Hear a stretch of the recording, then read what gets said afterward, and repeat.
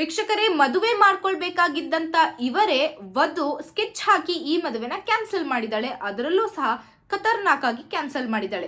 So ಯಾವ ರೀತಿ ಅಂತ ಅಂದ್ರೆ, ಚಾಮರಾಜನಗರದಲ್ಲಿ 29 ಜನವರಿ 2026ರಂದು ಇವರಿಬ್ಬರ ರಿಸೆಪ್ಷನ್ ನಡಿಬೇಕಾಗಿತ್ತು. ಸೊ ಈ ಒಂದು ರಿಸೆಪ್ಷನ್ ಟೈಮಲ್ಲಿ ಈ ವಧು ಮತ್ತು ವರ ಇಬ್ರು ಸಹ ಕಾರ್ನಲ್ಲಿ ಹೋಗ್ತಾ ಇರ್ತಾರೆ. ನಯನ ಮತ್ತು ರವೀಶ್ ಅಂತ ಹೇಳಿ. ರವೀಶ್ ಒಬ್ಬ ಖಾಸಗಿ ಕಂಪನಿಯಲ್ಲಿ ಕೆಲಸವನ್ನ ಮಾಡ್ತಾ ಇರ್ತಾನೆ.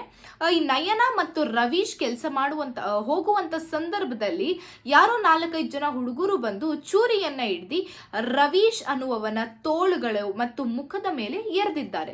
ಸೊ ಈ ರೀತಿ ಚೂರಿಯಿಂದ ಎರೆದ ನಂತರ ಇವನು ರಿಸೆಪ್ಷನ್ ಅಂದ್ರೆ ಚೌಟ್ರಿಗೆ ಹೋಗುವ ಬದಲಾಗಿ ಇವನು ಆಸ್ಪತ್ರೆಗೆ ಹೋಗ್ಬೇಕಾಗಿರುವಂತಹ ಒಂದು ಪರಿಸ್ಥಿತಿ ಎದುರಾಗುತ್ತೆ.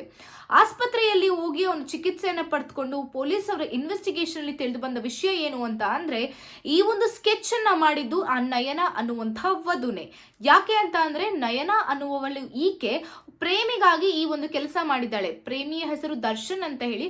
ಅವನು ಯೂಶಲಿ ಟಮಟೆ ಬಾರಿಸೋದು ಮತ್ತು ಬುಕ್ಸ್ ಅನ್ನ ಮಾರಾಟ ಮಾಡ್ತಾ ಇರ್ತಾನೆ.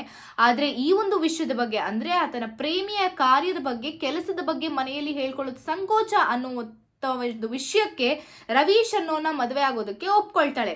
ಅದಾದ ನಂತರ ದರ್ಶನ್ ಮತ್ತು ನಯನ ಇಬ್ರು ಸಹ ಪ್ಲಾನ್ ಮಾಡಿ 15 ದಿನಗಳಿಂದಾನೇ ರವೀಶ್ಗೆ ತುಂಬಾ ಮಾನಸಿಕ ಹಿಂಸೆಯನ್ನ ಕೊಡ್ತಾ ಇರ್ತಾರೆ, ಮದುವೆ ಆಗ್ಬೇಡ ಅಂತ ಹೇಳಿ. ಆದ್ರೂ ಸಹ ಅವನು ಬಗ್ಗಿಲ್ಲ ಅಂತ ಹೇಳಿ ಒಂದು ರಿಸೆಪ್ಷನ್ ಹೋಗುವಂತ ಒಂದು ಸಮಯದಲ್ಲಿ ದರ್ಶನ್ ಹಾಗೂ ಅವನ 2 ಫ್ರೆಂಡ್ಸ್ ಬಂದು ಈ ರೀತಿಯಾದಂತಹ ಒಂದು ಕೃತ್ಯವನ್ನ ಮಾಡಿದ್ದಾರೆ. ಸೊ ಇವಾಗ ಆಸ್ಪತ್ರೆಯಲ್ಲಿ ನನ್ಗೆ ಮದ್ವೆನೇ ಬೇಡ, ನನ್ಗೆ ಮದ್ವೆ ಸವಾಸನೆ ಬೇಡ ಅಂತ ರವೀಶ್ ಹೇಳ್ತಾ ಇರ್ತಾನೆ. ಆದ್ರೂ ಸಹ ಅಲ್ಲಿ ನಯನ ಡ್ರಾಮಾವನ್ನ ಮಾಡ್ತಾ ಇರ್ತಾಳೆ. ನೀನ್ ಈ ರೀತಿ ಮಧ್ಯದಲ್ಲಿ ಕೈ ಬಿಟ್ಟು ಹೋದ್ರೆ ನಾನೇನ್ ಮಾಡ್ಬೇಕು ಅಂತ. ಈ ಡ್ರಾಮಕ್ಕೆ ಪೊಲೀಸರು ಡೌಟ್ ಬಂದು ಈ ಒಂದು ಇನ್ವೆಸ್ಟಿಗೇಷನ್ ತಿಳಿದು ಬಂದಿರೋ ವಿಷಯ ಏನು ಅಂತ ಅಂದ್ರೆ, ಪ್ರೇಮಿಗಾಗಿ ವಧುನೆ ಸ್ಕೆಚ್ ಮಾಡಿ ತನ್ನ ಮದುವೆಯನ್ನೇ ಅವಳು ನಿಲ್ಲಿಸಿದ್ದಾಳೆ ಅಂತ.